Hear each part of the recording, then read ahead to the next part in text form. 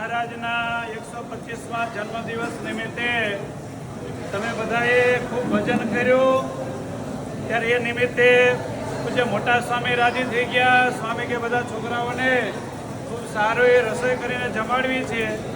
ત્યારે તમારી જેમ આગળ અભ્યાસ કરી ગયેલા 2001ની બેચના વિદ્યાર્થીઓ, એમના તરફથી આજે ઠાકોરજી, સંતો અને બધા વિદ્યાર્થીઓને રસોઈ છે. બોલો ઘનશ્યામ મહારાજ.